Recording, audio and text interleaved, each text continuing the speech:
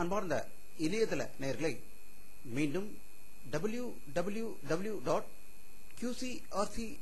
என்ற இணையதளத்திற்காக நியூஸ் தமிழ் செய்தியறிக்கையில் உங்களை சந்திப்பதில் பெருமகிழ்ச்சி அடைகிறோம். இன்று 9 ஏப்ரல் 2009 முக்கிய செய்திகளை தற்போது பார்க்கலாம். அதிமுக கூட்டணியில் மதிமுக இணையுமா என்ற ஒரு மாபெரும் கேள்வி கடந்த 15 நாட்களாக தமிழக முழுவதும் ஒரு போட்டி செய்தியாகவே வெளியாகிக் கொண்டிருந்தது.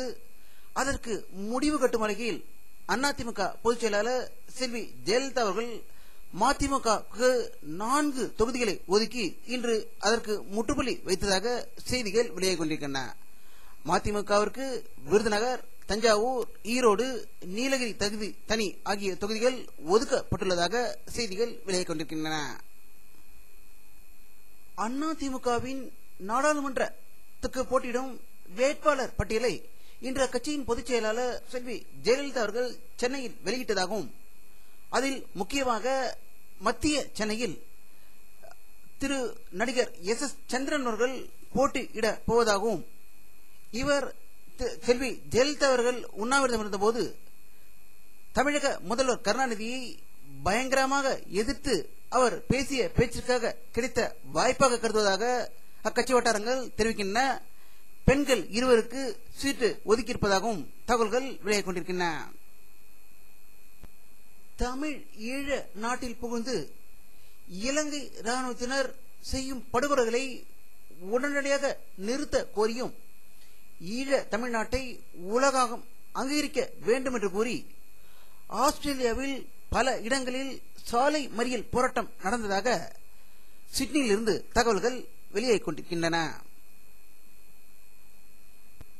சென்னை உயர்நீதிமன்றம் தமிழக காவல்துறை உயர் அதிகாரிகள் 2 உடனடியாக சஸ்பெண்ட் செய்ய வேண்டும் என்று தீர்ப்பு வழங்கியிருந்தது.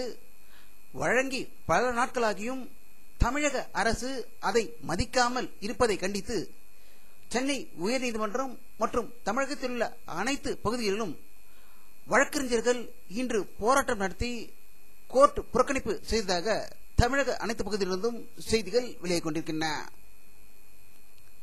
நேற்று சென்னை கலெக்டர் அலுவலகத்துக்கு முன்பு இலங்கை தமிழர்களை படுகொலை செய்யும் ராஜபக்சே அரசை கண்டித்து ஒரு மாபெரும் போராட்டத்தை இலங்கை பாதுகாப்பு குழுவினர் அறிவித்து நடத்தி முடித்தார்கள்.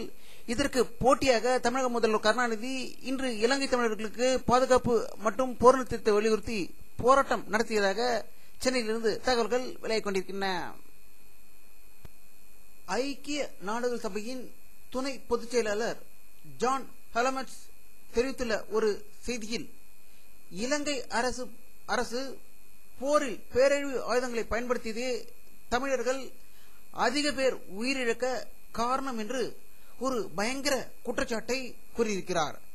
இந்த பேராயுதங்களை இந்தியா அளித்திருப்பது குறிப்பிடத்தக்கது.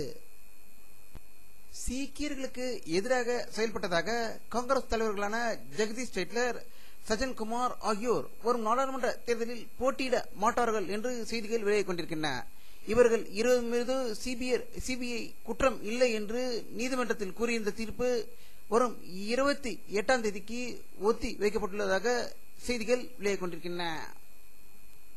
இந்திய பிரதம மந்திரியாக தற்போது இருக்கும் திரு மன்மோகன் சிங் அவர்கள் கடந்த 5 ஆண்டுகளில் வெளிநாட்டு சுற்றுப்பயணத்திற்காக 234 கோடி ரூபாய் செலவு செய்திருப்பதாக தகவல் அறியும் உரிமை சட்டத்தின் கீழ் பதில் அளிக்கப்பட்டிருப்பதாக தகவல்கள் வெளியாகிக் கொண்டிருக்கின்றன.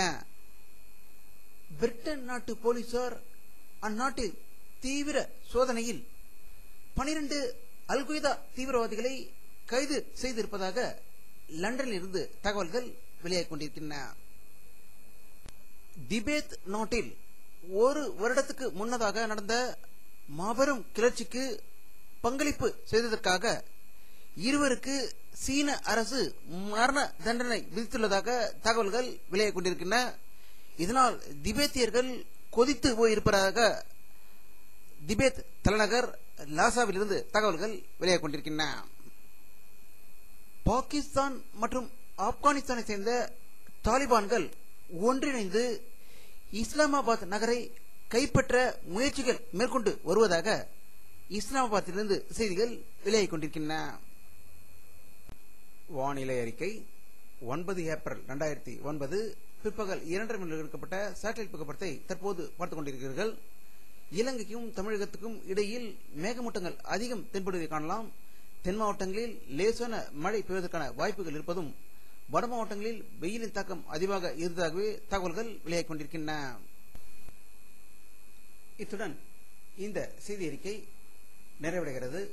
மீண்டும் நியூஸ் தமிழ் செய்தி அறிக்கையில் உங்களை சந்திக்கும் வரை உங்களிடமிருந்து விடைபெறுவது உங்கள் கே பாலாஜி. நன்றி.